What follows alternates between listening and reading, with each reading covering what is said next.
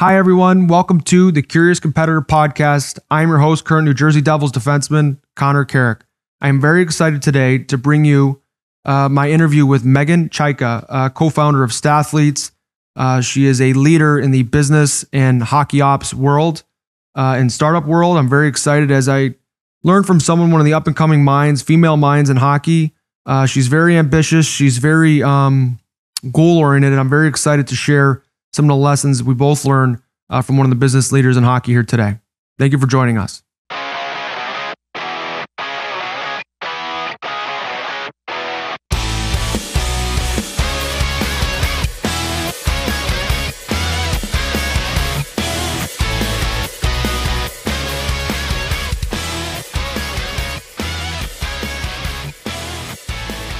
So Meghan, happy Sunday. Thanks for joining me. I know you're at the office and we got another plenty of hockey, no shortage now that we're in the conference finals. I appreciate you having some time to sit down and talk. Yeah, of course. And I should say this firsthand too, is I have so many podcast requests, but you had asked me forever ago now. So I'm glad we could finally get this going because it's been crazy off season, summer. So really nice to chat. No kidding. And I mean, I feel like everything was a Zoom call for a while there. Like if I wanted to talk to my mom and dad, it was a Zoom meeting, that kind of thing. But so I appreciate you spending more time on the screen because I know in your, day-to-day work with STATHLETES that, you are spending a lot of time at computer screens and things like that. So I appreciate your time. Yeah, absolutely. No problem. So let's start there because I think if I could learn two things, Meghan, today is I want to learn more about statistics in hockey in general. And then I would like to sort of once we establish the groundwork and the origin of who you are and what you're all about, maybe have a conversation together as if I were like a working GM, right? And we were working together as coworkers of trying to help me understand how your background might go about making decisions in hockey and the day-to-day operations. I think it'd be a cool sort of exercise. Okay, sounds awesome. So in terms of STATHLETES, you're the co-founder. And what is STATHLETES and what are you doing in the hockey world, in the hockey space, in the tech space?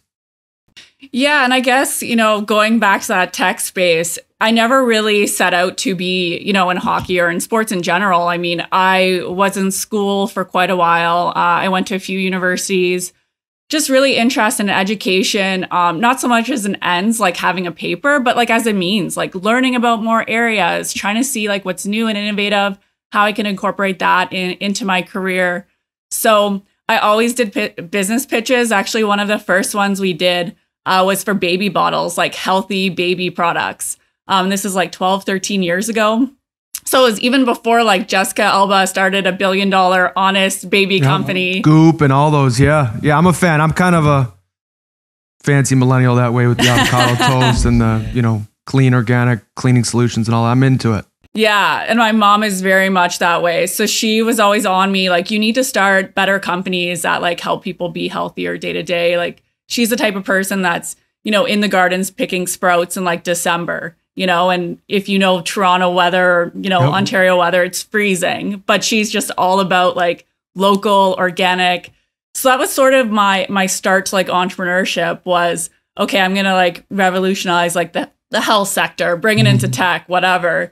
Won some competitions, but, it didn't really have legs in terms of like the amount of capital we needed for like a product type company. So started learning more on like the analytics, stat side, math side.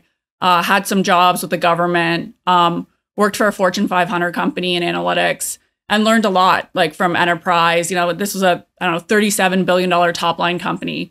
So you can imagine the type of like software applications and data sets and, engineers they had working for them. So I took a lot of like my learned experiences into sports and in particular hockey. And I feel like that just helped me leverage what I had seen work in other sectors and bring it into a sport that, is a bit more traditional, conservative, a bit slower moving. You think? Yeah, it is. It is. It's a beautiful part of the game, but I do think it's time for an evolution of the sport, and I think more and more owners are hiring around the analytics team, starting to build out, and arm their GMs and coaches with some of this information. And I love that you tell the background too of how you started in another space and also just with a Fortune 500 company. It's not like you just came out of nowhere and just launched this hockey stats company. Exactly. You put your work in another. It's sometimes a perception, right? Is that people just sort of roll out of bed and think, okay, I'm going to do this today. And, it's not the case. I mean, every success story usually has, years and years of hard work and different expertise. So, it's nice to chat about it because we rarely get the chance to. Yeah, no kidding. So in terms of where you want to go with the company next, like what are you currently doing for teams and the companies and clients that you work with? I won't ask you to disclose them because I know that stuff's secret sauce. But in terms of if you're a player, GM, agency, team, and they approach Stathletes, like what is that conversation like in terms of what you can do for them? Yeah, I mean, we're fortunate that, we've been doing this for about 10 years. So we do have a lot of scale. I mean, we track data and service like over 22 leagues worldwide. So we have clients in Europe. We have, NHL. We do, league deals. We work with, what people would consider some of the best players in the world. So we do consulting on that side too. Mm-hmm. Like you said, agents, trainers. I mean, everyone's trying to get a competitive advantage, especially in sports, right? You want to win. You want to know how you can win. You want that information, whether it's an agent working with a player, wants to get better. Obviously, all GMs, coaches, their jobs are on the line. It's very high stakes. Winning could mean, whether you have a job or not the next year. So I think people are a lot more receptive, right, to information or insights. And when you talk about like analytics, I like to think it more of like sport tech, not just numbers, but how you can incorporate all sorts of different technology into understanding player movement, actions, what leads up to good scoring goal, chances. It's not just, taking a couple data points and saying this player's bad or not. And I think that was a perception, 5 to 10 years ago. And in other sports, I feel like they've really figured that out and leveraged it. And I'm just sort of hoping that hockey, has a bit more of an open mind too in the next 5 to 10 years to really not only take it to the next level for their players, but also the fans to understand more about the game. Yeah, and I love when you say that because one of the things you did over quarantine was you did the hockey analytics night in Canada, which I thought was really cool. Just with the world and the amount of chaos that was going on, I really appreciate you throwing your stake in the ground and saying, hey, I'm going to do something productive, something educational, trying to bring, different voices that may not always be, have access to the same rooms together, where people can get together. What was that event like? And what was your experience there? So I actually hosted almost weekly now. And we've had anyone from like the NFL league office, like the director of analytics, put together a panel, Major League Baseball, advanced media, put together what they do. So like Hawkeye, technology, seeing how someone swings a bat. They can get, into as much detail as like what types of pitches these were because of spins and like things that, years ago we would have guessed. Is that a cutter? Is that a slider? Now they can tell with technology and group them together. So you think of hockey too, right? When you talk about like a slap shot versus a snap shot versus a wrist shot, who actually has a wrist shot in the NHL? That's something that we could learn from, MLB and things that they have done. So yeah, every week I learn something new, and for sure bringing like industry experts. A lot of people have like PhDs in different, areas. And I think it's just really cool to have a low barrier to entry. Like typically, if you're going to Harvard or Yale or Stanford, you're paying a ton of money. It's a very select few people that can, afford and get in. Whereas this is just open. It's free. You can join it from anywhere. I've tried to keep up the recordings. And I feel, just it helps everyone understand a little bit more about sport tech, analytics. It's not that scary. And there's a lot that we can learn from it that we haven't in hockey. Yeah, I love that. Because as a player, I feel like I kind of am doing this statistical analysis, day in, day out through a season. But one of the challenges I find, and I have hired outside consultants to go over video, with me in season, that kind of thing. And what I find is the schedule, the pace is so quick that all of a sudden a habit or something that it can be good or bad. A good part of your game can really settle in and you don't necessarily even realize how well you're doing it. Or something negative can sort of set in. So like, for example, I remember there was like a 3 or 4 game stretch where I was talking with a video coach I work with here in Chicago, a guy named Brian Keane with Prodigy Hockey. We have a good relationship, and totally static at the blue line. I just was not, that's one of my skill sets, being able to move, be elusive there and get, a nice shot on net. And I was just kind of handling a puck, turning and firing right away. And all of a sudden, all it was like for a week I was off, but that's 3 games. Like you only get so many looks as a D-man. Like, you know how difficult it is. And I also love the statistics side in terms of trying to identify what actually leads to success versus what you think might be successful. So for example, there was a particular coach I was playing with that wanted us to shoot immediately. Just wanted us, as soon as the puck came from goal line to the blue line, pound it immediately. Don't dust it off was the terminology. Hammer it right away. And finally, I just had a frank conversation with Brian, who did do some statistical analysis. He's like, hey, at the end of the day, your coach wants the puck at the net. He wants your forwards to have a chance to tip it. You can do whatever you want, but these are the statistics right now and your success at doing that. And this is where, when you are able to move your feet and wrist a puck there, this is your success rate versus this is just, pounding it right away. And I started to kind of, I don't want to say disobey, but I started to go back to what my skill set, my strong suit was. Overnight, coach was no longer concerned about the way I was handling a puck at the blue line, and it kind of freed me up. It gave us both what we wanted, even though it wasn't necessarily on the exact terms that we had set out for. Right. Yeah, and I think that's one of the issues with sport in general is like everyone has their own perception, right? And what they're trying to work towards. Like a player obviously wants to play as best as they can, but you also have a coach, you have their systems, you have tactics, you have competing interests. But the one main interest is you want to win. So I think like having that value proposition of everyone buying it to like what winning means and still incentivizing players to do what they do well. You don't want to lose what you did well in junior and be in the NHL and be a fringe player that's getting, sent down and up, right? It's a tough game. It's the difference between like an AHL player and someone who just made an NHL squad is not very much. I mean, I think you can agree, right? It's so There's slim. Such marginal differences. And people that are elite know they're like, it's that's the one funny thing about analytics is sometimes, we'll look at like a Connor McDavid and of course people know why he's successful or what he does well, or, that eye test is everyone watches his games and his plays. So that's something, you don't want to beat a dead horse on it. So it's more the marginal fringe players that I think, I'm going to use a different example from another sport, but like the NBA, the Toronto Raptors do a really good job at that of, players that are like undrafted, no one thought that they would be even on an NBA squad maybe. And, they win a world championship by trying to get the best out of every player they have. And, definitely have a huge sport research analytics group that works behind that too. So it's not a surprise that, is an outcome of really smart people trying to change and help players get better. Yeah, I used to have that conversation, a lot with, whether it was family members trying to explain to them just how tight it is at the NHL level where, some of the upper echelon players, like, yes, the eye test alone could tell you like Patrick Kane is very, very good. Connor McDavid is very, very special.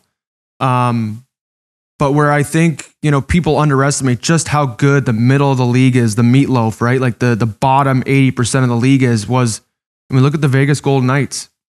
Even in, their first year, I was kind of a depth player at that time. Like there was no bigger fan of them, in that initial playoff run, than a player like me. I was comparable to a lot of those guys, and to see the amount of guys that had career years, that had success, that had been in tough situations, and then we're having some more freedom with ice time and role and that. I was definitely, cheerleading them on pretty heavy there. Yeah, and it's not a bad run they have this year too, right? So, they've really loaded up now. Like they've been able to come from a place of strength and do really well, and they've done such a good job establishing an identity in terms of, energy and attitude and how they play every night. I think they've got guys all up and down their lineup that offensively and defensively are better than maybe what they would initially show on paper. Like they definitely play as a 5, man unit. I love watching them play. Yeah, I mean, the playoff hockey, beyond what people had thought, prior to it starting, has been really exciting, right? And I think, it's the one nice thing about working in the NHL is I really, truly believe it's one of like the best products, both in person and just the speed of the game and the skill of players. And like you said, the, 8-seeded teams can beat 1-seeded teams on any given night. It's a very exciting postseason that we had. Yeah, the parity is just, it's so tight. And I mean, I can relate to that. Like literally every single night you have to take the other team seriously. There is no off night. There is no off night. No. Every single night's got, elite players all up and down their lineup. It's a special league. It's an honor every day to play in it. And, that's been my focus really on this whole quarantine thing with New Jersey. We've been out, but just trying to, there will be a season. This thing won't last forever. We'll play eventually and just trying to be ready. But so let's talk a little bit more about the stats space where, there was a quote you'd had. I forget which interview it was, but you said, I think it's a lot broader of a field than maybe originally people think or is talked about in traditional media. And that's why I think it captures so many people with their interest, whether they're from engineering, computer science, or math or stats side. There's a lot of different skills that go into any one topic or any one group. So I think it's just interesting to young people and students that have these types of skills. And I would put myself in this category. Like I always like to go through that thought experiment. If I was not an NHLer, if my career was over tomorrow, what would I want to do? And I think I have this huge blind spot to what statistical analysis in sport actually is, what my own numbers are, and how I can leverage them. And again, we talked about it earlier where I kind of secretly do this behind the scenes anyway. Like mentally, it's a part of my routine. But in terms of actually really going pro in it and having real clarity, what does, that quote mean to you? I guess from my perspective, I said that because I think people think, you get hired by an NHL team as an analyst. There's only one way to do things. There's only, certain models, and that's the answer. And that couldn't be farther from the truth. I mean, there's all sorts of different data sets. There's good data, bad data, more or less accurate. There's assumptions that you make on what's important to you, what's meaningful. Now on the ice, anything you do is essentially tracked, at least from our perspective and our side. And, a lot of this we sort of took from soccer. So soccer had the problem where there's not a lot of goals. So you have to really look at even like passing and sort of like assists to shots, and figure out value on that and how to understand how to quantify what possessions are best. If you are passing, is it the best pass? Should you have shot? Should you have passed to someone else that was open? Were you even looking at someone that was open? We can tell all those things now. So we can start quantifying what, maybe that you make this great pass like 9 out of 10 times. And the 10th time, it just so happened it was in the third period, you were down by 1, and everyone remembers that. But does that make you a bad player when 9 out of 10 times you actually make that pass? Probably not. You're probably an amazing player that just was in a bad situation or made a mistake. So analytics, statistics can help paint the entire picture. And I think with scouts too, right? You can't watch every game. You're not going to see, a certain person in Russia, right? That's 16 play against every single team. You're just going to, go to a handful of games if they're on your list and figure that out. So I think, data can really fill in a lot of the blind spots that we had, for the last 10, 20 years and really be more sophisticated about not only how we scout, draft, and trade, but how we do player development as well. Yeah, I had an experience with that earlier in my career. I remember, I was kind of getting dogged on for down low defense. I'm not the biggest guy, right? I'm, 5'10", maybe 200 pounds. And I was kind of getting talked to about, being able to be heavy enough down low. I wasn't being physical enough. I wasn't being abrasive enough to play against. And that was a conversation with the coach. And, I was trying to listen. I was trying to do better and that kind of thing and, be harder to play against. And then, I realized maybe some of it was particular bias because I remember the video coach, I was, talking, kind of to him offhand, he was like, you're out of the lineup tonight. And I was like, yeah, no, I know. And he's like, did, coach say anything? And just kind of off the cuff, I was like, yeah, he mentioned down low defense wasn't being hard enough to play against. And he kind of like did one of these. And I'm like, what was that? And maybe, was a little out of character, but he goes, yeah, I don't know. Like in the last 10 games, I do the stats and like you average the lowest amount of time in your own end, like per shift amongst all our D-men. Like in terms of being able to get the puck back and go break out, like I was doing really well. And I think that there's a gazillion different scenarios, and this was years ago. So, I don't want to toot my own horn too much, but I think as players, we feel when that happens. Like we are reflective. You want to come back and get an honest shake. And sometimes I get it. Like, as coaches, as players, as people, we all have preferences of what we think looks good on the ice. And it's not a perfect science. It's, an art and science. And I guess I tip my cap and have a lot of respect for statistics because I do think there are gaps in the way we evaluate players and teams. And like, I'm curious even what my own are. Like I do the playoff analysis every year, right? Like I'm the residential hockey expert amongst my friends and family. And they'll say, hey, I'd hope so. Right? Like who do you think's going to win X amount of series? Well, I'll tell you what, I didn't pick all 4 number 1 seeds last year losing in the first round. No. Right?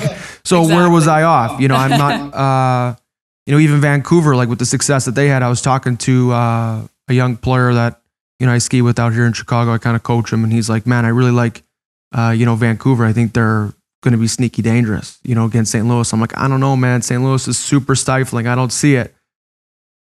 I was wrong. Where? Like I hadn't watched Vancouver a ton just because they're on the West Coast. And, but I think you have to be skeptical of your own biases. Otherwise you're a prisoner to them.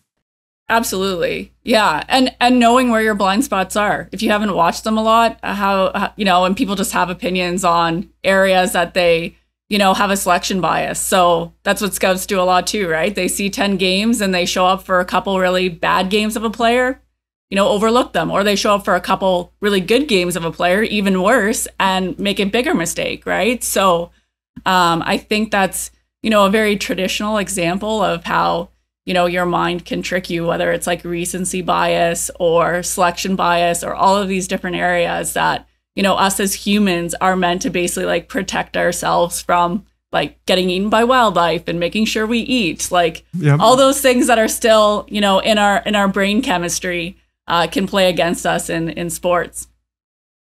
Yeah, that's brilliant. We do have this pattern recognition, this fear-oriented brain of ours. It's sometimes really difficult to get out of our own way and try and see clearly. But I was gonna say, I think too, like the lifespan of some executives or coaches, right? I think in the NHL, like how long is like the average coach in their job? What is it? 2 years, 3 years, maybe? Yeah. It's so I think there's a lot of like fear that goes on with like adapting new practices or going against the norm, because you're really putting your neck on the line too. I guess my pitch to a lot of those coaches or people that have shorter lifespans is, what do you have to lose? At least you go out doing something that could pay off big time and could differentiate yourself down the road. And that's kind of, what I try to do. But fear is a huge, motivator or a very subconscious reminder that, sports is fickle. And if you're, it's very easy to get painted as with a brush of not knowing what you're doing as well if you're trying new things. I was talking with a retired player here recently. I was trying to pick his brain a little bit about some training tactics I was trying to implement this off season. And I said, it's a big year for me coming up. It's the last year of my deal. I'll be UFA after. And, we weren't happy with our season in New Jersey, so everyone's going to be evaluated. And, I'm really excited for the season. I'm really, giving it my all here, even though there's some uncertainties still. I'm going to put the work in every day and hopefully pick my head up in, 2 months, 10 months, whenever the season is, and be ready.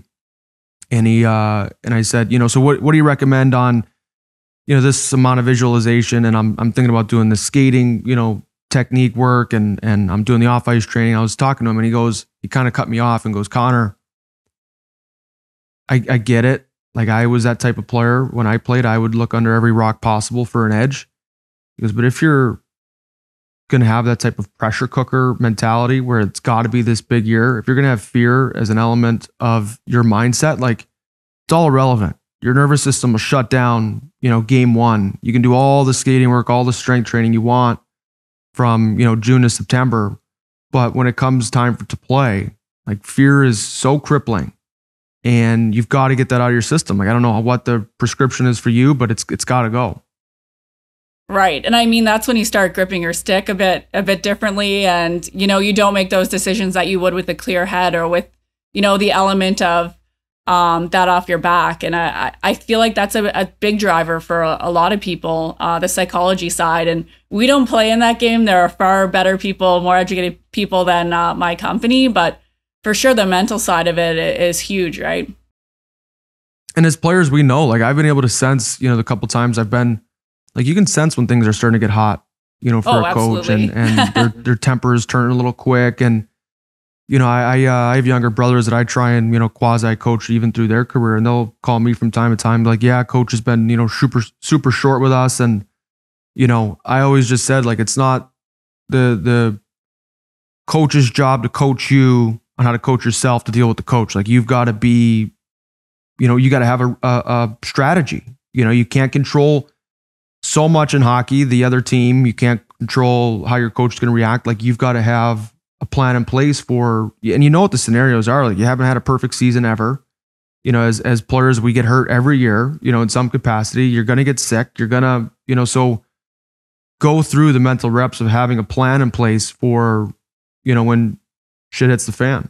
Yeah, absolutely. And I think that goes back to like leadership as well. Like even in entrepreneurship, one of the biggest things is both managing up and down. So when I manage up, it's to like clients or leagues or people that, are key stakeholders. Managing down means making sure that you're a good leader for people that are following you. So for me, it's incredibly important to, be able to get the best out of people around you and for them not to be fearful, for them not to be scared, for you to give them a bit of a safety net, to make mistakes, to try new things, to, failure is not the worst thing that can happen. The worst thing that can happen is complacency. The worst thing that can happen is not trying, is, just packing it in, having a bad attitude, hating your boss, hating each other. So I think, sports mirrors a lot of like great startups, and that's, you're all rowing the same boat. You all want to win. You all want to play the best you can. So aligning those expectations, making people up. So whether it's your coach, for me, it's, could be a coach as well. You want to see them reach their goals too. And being very upfront about expectations, right? What does that mean? And I think leadership is a very hard thing to learn. It's, it's difficult. And a lot of being a great leader is not doing things that are easy.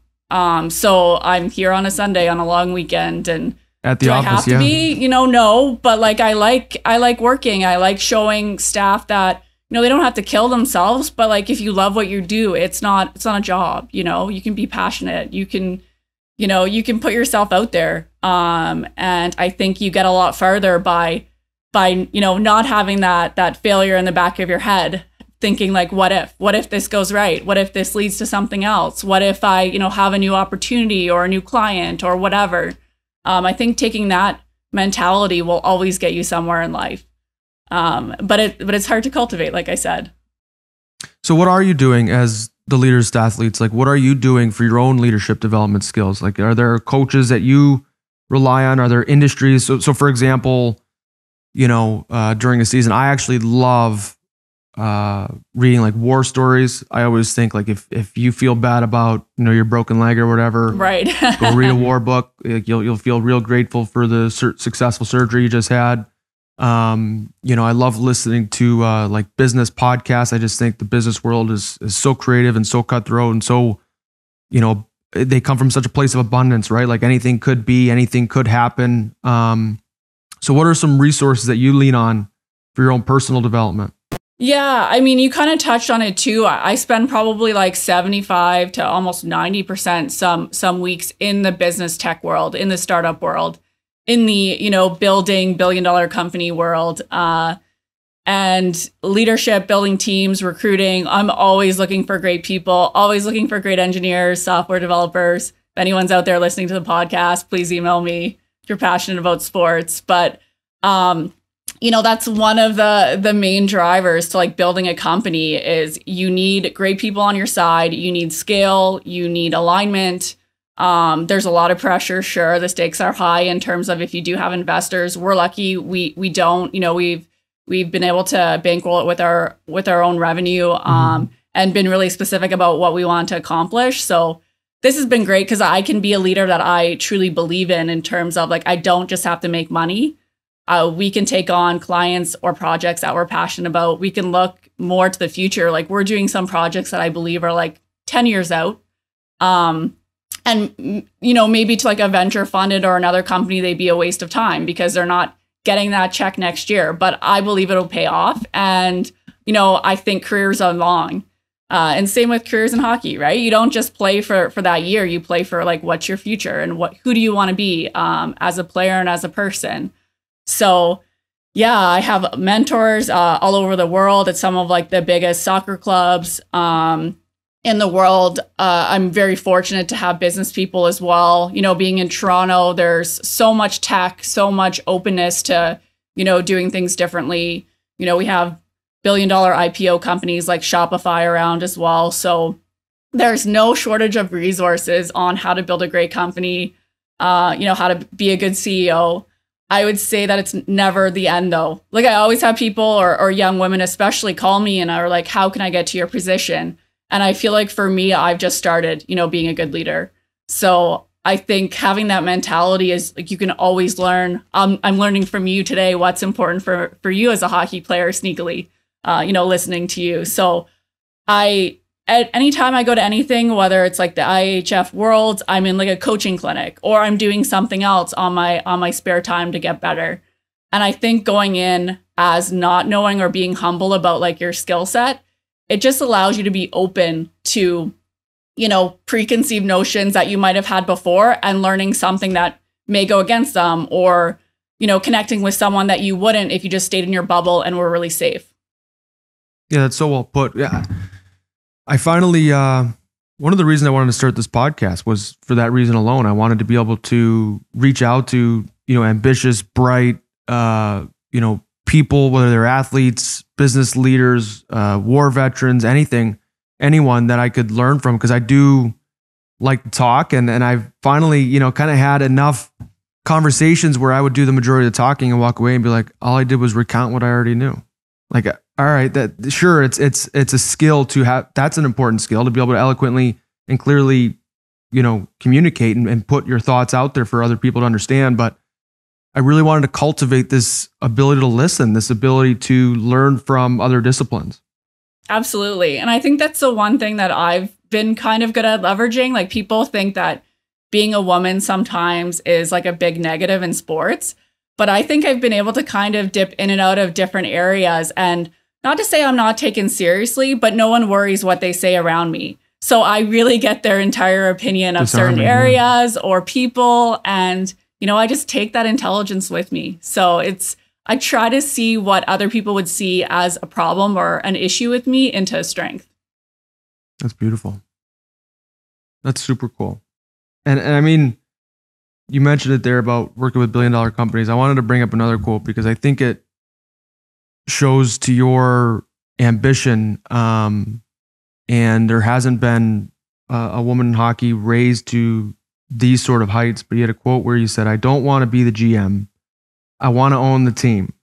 I want to be my own boss. I want to build $1 billion company and own the team.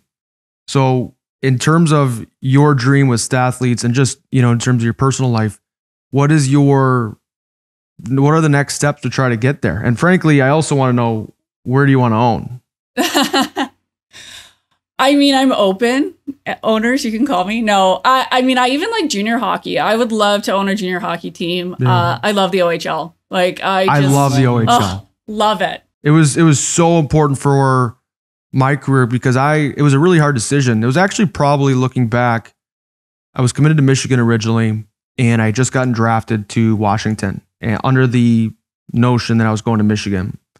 And kind of I'd been working on, maybe making this OHL dream happen. It was kind of like the dark side in American hockey where there was this tremendous amount of intrigue. It was the place where, with USA Hockey, they said, don't go there. It's Division I. That was our goal. There wasn't even talk of playing in the NHL when I was a kid. It was all about getting a Division I scholarship. And I slept literally under Michigan Wolverine covers growing up. Oh, wow. Okay. But it just got to that point where, it was supposed to go in and just the way the decor looked, there wasn't going to be a whole ton of ice time available. It was going to be super, super competitive. And I just come from that sort of environment with the U.S. development team and saw how it, there's pros and cons. You learn to work very, very hard and try and be your best every day, like life skill things that I was able to learn for sure. But I needed ice time. Like I needed to, frankly play. And I was able to, get a trade over the Plymouth Whalers and still go to school and do that whole thing. And it really, I loved it. The OHL was so instrumental for me at that important time in my career. Let me see if I can move my screen, but what jersey's that? It looks like a Whaler jersey. All I see is the 05 though. There you go. Super sick. Yeah. That's why my brother got drafted to the Plymouth Whalers. Oh, I didn't know that. Yeah. Yeah. Actually, it was funny. So I did this other interview with this young lady. It was a program that they tried to have young reporters, interview other women. And her name is Ali Vellucci. And yeah. She's like, my dad drafted your brother and said he was very good, but like kind of skinny. I'm like, yeah, that's right.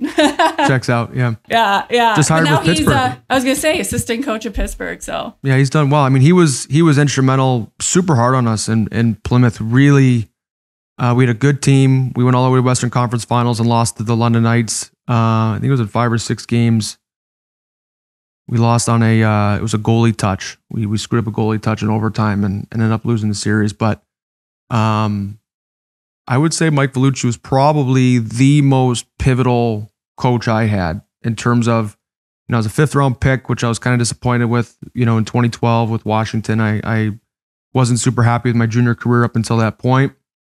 And then we had a team and an opportunity on the blue line. We had no right shots. That was the only right shot we had. And it really put me on the map. I had a playoff run with them. It's probably the most fun. That and the Toronto Marlies playoff run. There were 2 circumstances where like I really knew I was making progress towards my goals as a player that was so instrumental at the time.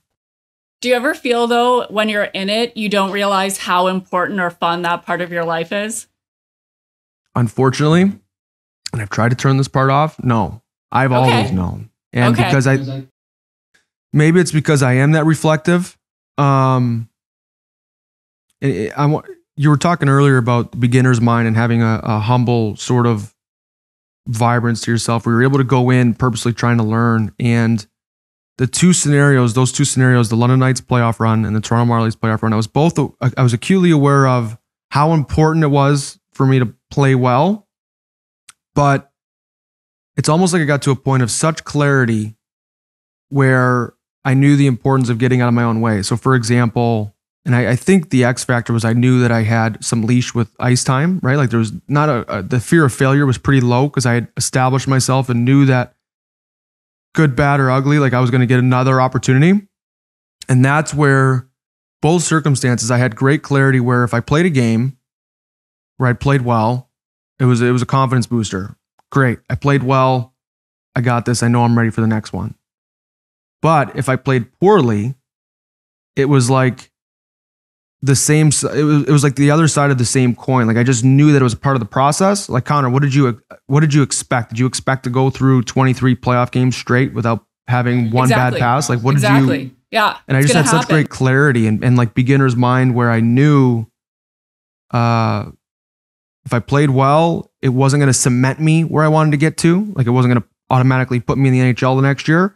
But I also knew if I played poorly, there was no one upstairs, with a red marker, like crossing my name off permanently.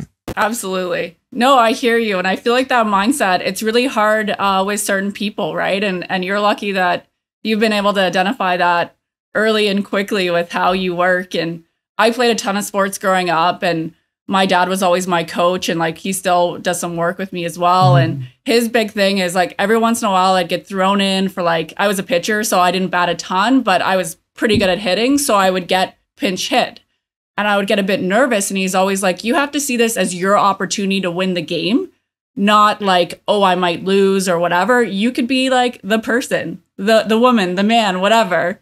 And if you don't win, other people probably wouldn't either. You know, you're the best option. Like, go kill it. And I feel like I've taken that in business a lot as well, whether it's a speech, a pitch.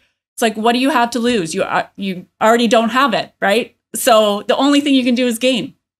So it is so energizing, because I do that sometimes with performance anxiety, where, you know, it's easy to get into a loop where you are nervous about the consequences. I've been in and out of NHL lineups. Like, the margin for error is tight.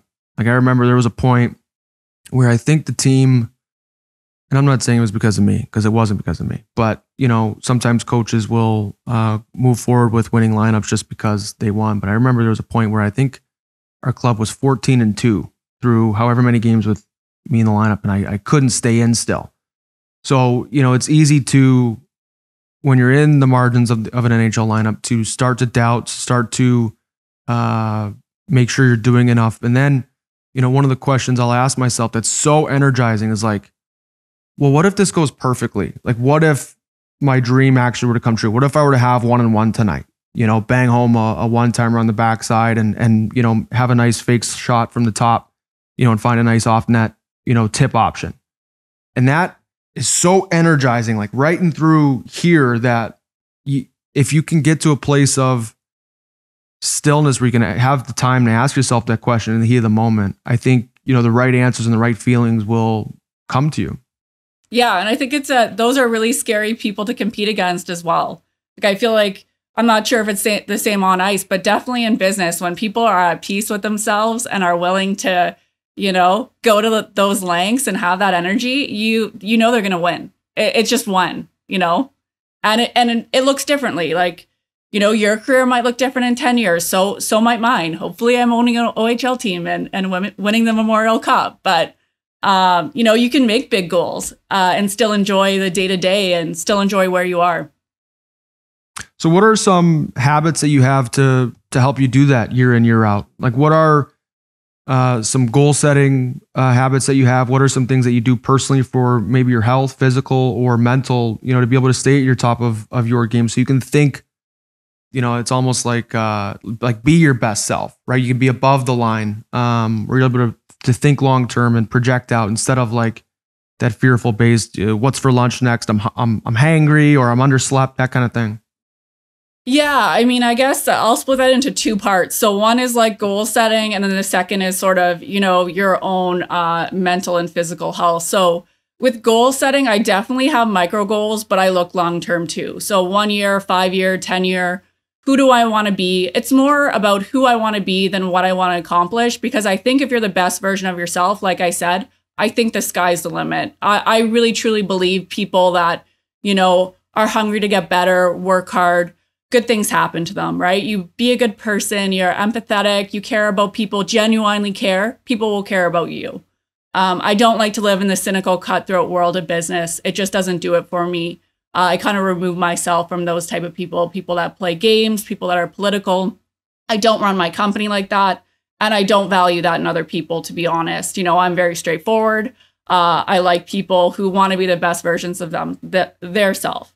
So that's what I look for in who I am, and, you know, setting those goals for what do I have to do today? Everything's calendared for me. I don't leave things up to, you know, figuring out day to day what I do. I know I wake up, I check my calendar, and I accomplish those goals, and I crush them, and I move on. And then I have like check-ins, you know, 6 months, a year. Where am I? Am I doing what I want to do? Right now, I'm also a data scientist in residence at the biggest university in Canada. I also teach a sports analytics course. I've taught at a graduate level. I did a hackathon on women's data this summer, hockey data with some graduate students. So, you know, I do a lot of things that are kind of like off the grid too, that people, you know, don't typically see on my social media. They don't talk about me in the media in terms of that. But I think that makes the type of person you are, because you take those experiences, those relationships, those, you know, things you learn from that, and you use them in other roles and other places. So, and then on the health side, kind of like how we were talking about before, my mom, my brother, my whole family is very into health, fitness, nutrition. So we walk a lot. We talk a lot on walks. We use food as medicine. You know, we try to be as clean and thoughtful about what we put in our body. I really feel like some executives do the opposite of that, right? You know, they travel a lot, and I was to blame, honestly. Before COVID, I had a pretty bad schedule, flying a lot, not treating myself as well as I should. And I think your mood and your ability to be a great person, you know, changes when you don't treat yourself well and are as healthy as you can be.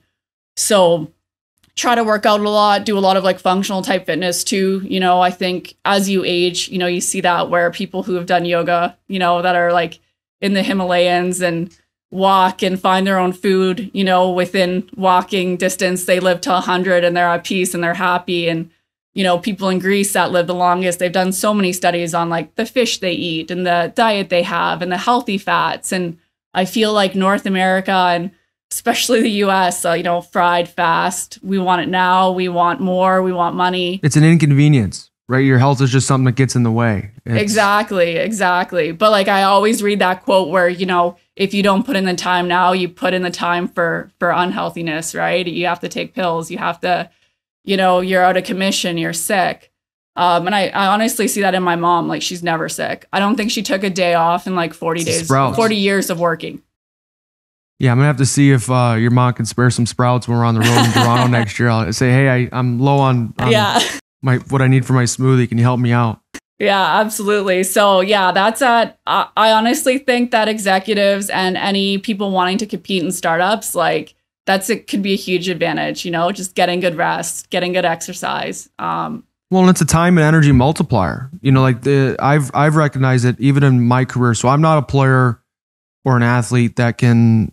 And you know him, I'm sure you've been around him and your brother's been around him, but you know, the player that can eat whatever and still show up and have McDonald's the night before the game and feel great and play 30 minutes, not even sweat and that kind of thing. But you do find that those types of players, like it catches up to them eventually. And one of the things I've been really grateful for is at a young age, you know, I was introduced that, you know, nutrition matters for your sport performance. And, you know, like I remember the first nutritionist talk I ever got, you know, I can't remember her name. I was probably 5 or 6, and she's giving this speech about pop is bad for you. It's filled with sugar. Don't drink it. That was it. Like no moss for me. Like done that day. I remember, you know, I was always an intense sort of type A kid. My dad, we had this RV, and we used to drive it to these rinks for the weekends where you play 5-6 games in a weekend. And my dad goes, you know, hey, Con, check the freezer. I got a surprise for us. And he's got this big box of like Klondike bars, you know, the ice cream. And he's like, you want to have one? And I looked at him like he had 10 heads. I'm like, Dad, I'm playing 2 games tomorrow. You know, I think I was 14 or 15 at the time. And I'm so grateful that I'm not the type of athlete that can just kind of wing it, because I really am passionate about like physical nutrition, physical health, mental health, because I feel that because I have the weakness of not being able to just wing it, I have this strength of being able to build it and do it anyway. And I find it's so important, definitely for anxiety management, you know, performance anxiety during the season. Like you want to really sweat, you know, on how you played last night, like have 3 glasses of wine after the game and see how you wake up and feel about that turnover you had. Yeah. And I think the interesting question about the guys that wing it is how good they could be if they weren't. Yeah. That's the kind of thing is like, you don't get those years back. Right. And if you're crushing McDonald's and just, you know, still great, you could have been the best. Awesome. You know, you could have won more Stanley Cups. Like, I don't think me as a person, I always think what you do when no one's watching is what you'll do when everyone's watching. I don't think you want to, you know, you can't turn it on and off. Like greatness doesn't happen that way. You know, achieving your goals never happens that way. I feel like shortcuts always catch up to you in life. So true. So true. The hack, the shortcut, it's a fallacy.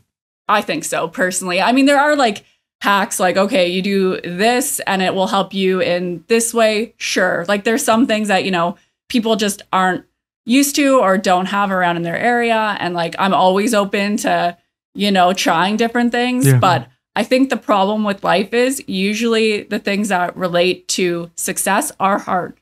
They're things we don't necessarily like doing, and if it weren't hard, everyone would do it. Yeah, I'll share this. Like one of my goals eventually, would be to launch, for example, like a mental health initiative where it was almost like a mental health carnival, right? So, instead of your typical like, fair or whatever, where you get your ticket, you go on a bunch of amusement rides, eat like a fried corn dog or whatever, like it was the opposite. It was this station here is like immersive cold tub, and then over here is like infrared sauna and, maybe like, red light therapy with a Juve or whatever. And then over here is organic food and smoothies and different things you can eat and do. And then over here is like a grounding yoga session. You can just like go around all day and see how these little shifts add up. Not so much as that they're hacks, but with the idea of like introducing them to people who may not make these things habits on their own, just to see the sort of autonomy that you can have over your mental well-being.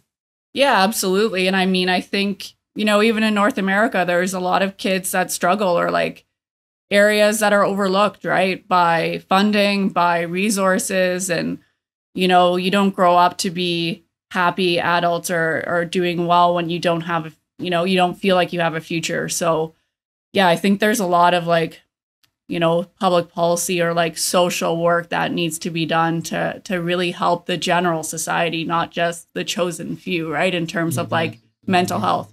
Let's use the last little bit of this podcast together I want to go through an exercise so I can stand in as any theoretical ex-hockey player, right? Okay. So, maybe I'm, the coach of the OHL team that you own, maybe I'm the GM, whatever, or vice versa. And we wanted to build a group, that was diverse, that was, cutting edge. How would we go about together constructing this? Like what would be, as a business leader, your way of going about, whether there was the interviewing process, where would you particularly try to look for talent, as if this was a real thing? Like say we bought, the Plymouth Whalers, they were coming back and you were running it.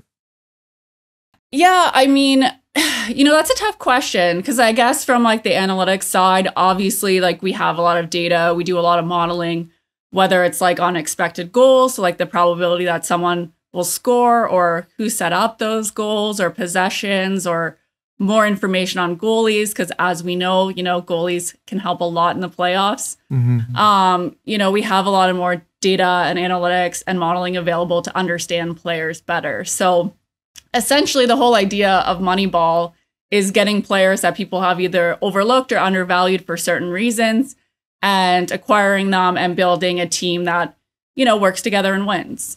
So, if I was working with a GM and coach, the, perspective from an NHL team is definitely to win a Stanley Cup. Sometimes for like younger teams though, too, in terms of like being in the OHL, you want players to develop, you want fun hockey. I always think I want like a 3-3 game going to overtime, get some good scoring, good goaltending, but yeah, good blend of everything. Yeah, exactly. Like I like that type of hockey. So for me, from like a league perspective, I always want to have a bit of parity and construct teams that have, different pieces and win differently. So, I would look at for sure at the analytical side, but I would definitely look at other departments that have been a bit more traditional, and think of people that I've met and places that, they maybe didn't know who I was, but, kind of do the same as startups, like recruit the best people, recruit people who think differently, build a team that can work together in terms of like management, scouting, sports science, analytics, research side. Don't just limit it to one area or one data set, but really look at, hockey from a whole, where we're going with, sport in general. So I take a lot of information and insight into, soccer, baseball, basketball. And the nice thing about being outside their sport is they'll tell me a lot more than they would if I was working with a competing team. So true. Lucky that I learned from a lot of people that are a lot better than me in terms of what they've accomplished. But, trying to chase down that dream of using that experience, using my business experience, leadership experience into building something that's not just a flash in the pan either, right? You don't want to just win 1 year and that's it. You want to build the culture. You want to build accountability. You want to build people that are open, right? Open to others, open to collaboration, players that are as well. Because I think, and I mean, people say this all the time about analytics, but you can have the best model or the best ideas. If players or coaches are not willing to implement them, it really doesn't matter, right? You have to win and play on the ice. And the players are essentially the end goal of who you either want to change or you want to evaluate. So you need that blend from the top, right to the bottom. And I mean, to me, and I think this is actually a Robin Sharma thing too, which I saw you had him on your podcast, is he's no one's unimportant, right? The assistant equipment manager, the person in the elevator, they all create company culture, team culture. And I think valuing everyone for what they do is the key to making a long-term, successful, great organization. That's awesome. I really appreciate that perspective. And, I guess we can end on this quote when asked how, Hockey Analytics Night in Canada was going and is still going. You said, quote, "I'm just happy that people are connecting and learning something from it."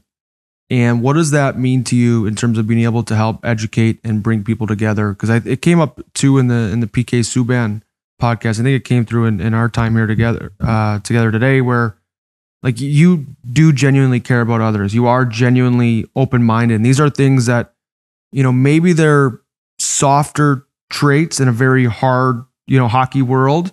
But I think that, what's better than that? Like we all grew up with that golden rule, like to treat others how we want to be treated. And we all, I know as someone that I wake up every day doing anything to get better, like a good teacher, someone that's willing to help shave time off my learning process, my learning curve. Like I am so grateful for, the great teachers that I've had in my life. But what does that, quote mean to you? And how are you going to continue to apply it, as we try to unravel out of this, quarantine-esque, element that we're in? Well, and I think that's the tough thing with social media, right? I think people will read or click a bad article far faster than they want to hear about people's successes. And my main goal, whether it's social media or in real life, is I love giving good feedback and being honest. If someone does something well, that is where my mindset goes. I love, encouraging people, being positive. I feel like that element of your personality, of your mindset really makes you a happier person as well. So, it's unfortunate that our lives right now are, a lot of times built on like clickbait, or the media is, and they just thrive over what they think is like maybe something going wrong. So I've just decided in my life that I ignore 99.9% of that. I am not that person. I don't engage in it. I don't support people who are like that. There's a lot of misogyny in sports media.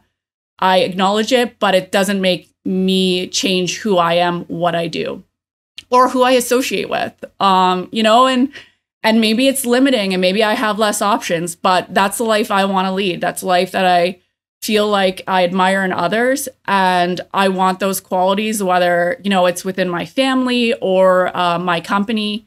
I hold everyone to that same standard. So whether it's the golden rule or just creating that environment where positivity is rewarded.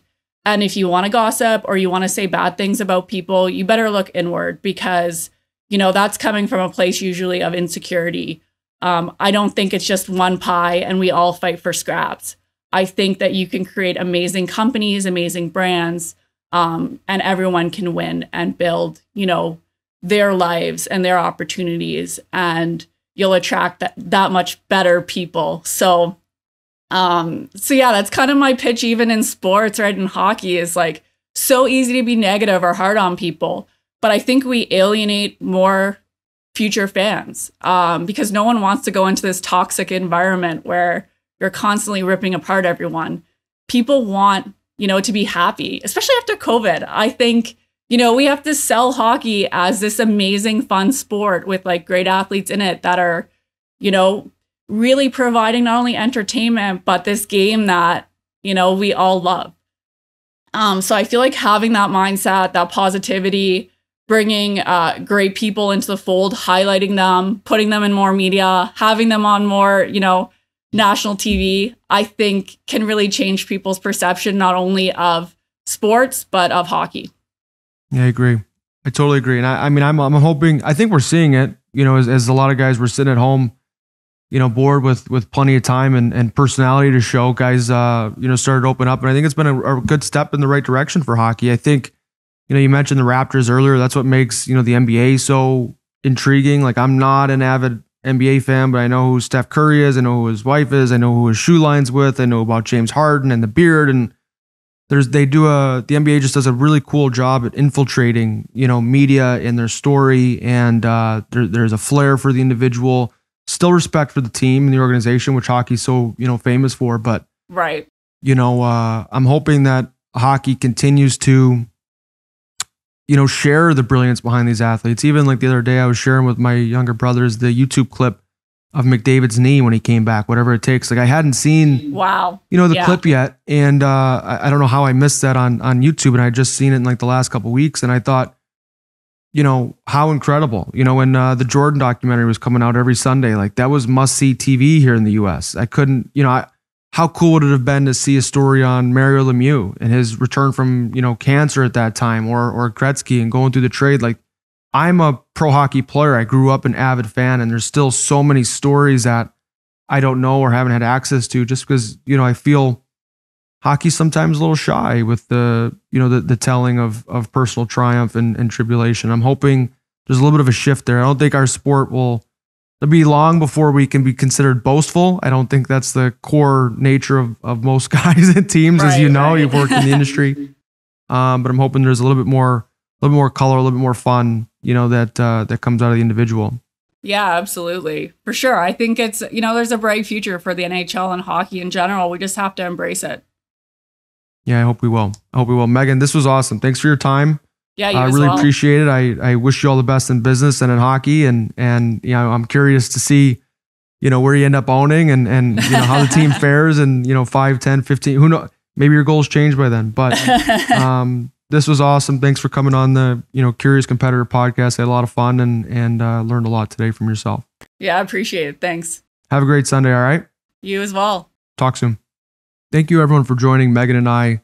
As we just finished an awesome podcast. What a breath of fresh air and brightness she is in the hockey world. I really want to bring attention to 3 traits and qualities that Meghan really identified as keys to her success. One was open-mindedness as a business and thought leader. I think that a lot of Meghan's, you know, business plan is to identify gaps in other people's processes and, you know, everyday operations. And if she's not looking in the mirror and trying to identify those in her own business, you know, she's not upholding the standard that she so clearly holds for herself.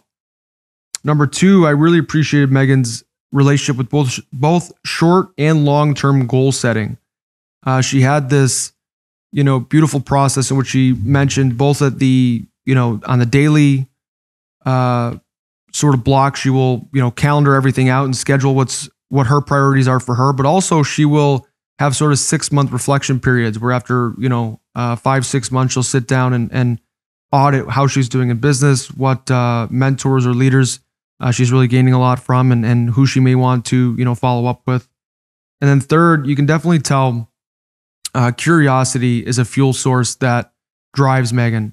She is so engulfed in the process of being her best self day in, day out, that you can tell she's totally pulled into her work. It's not something she really views as a grind every single day, although I'm sure there are certain days that are harder than others. But she certainly has a passion for what she does. And I think that it really allows her to enjoy the growth, the ups and downs day in, day out, both from a mental resiliency standpoint and from a physical wellness standpoint, as you can tell that both of those things are important to her as a still budding and young entrepreneur. So thank you to all of our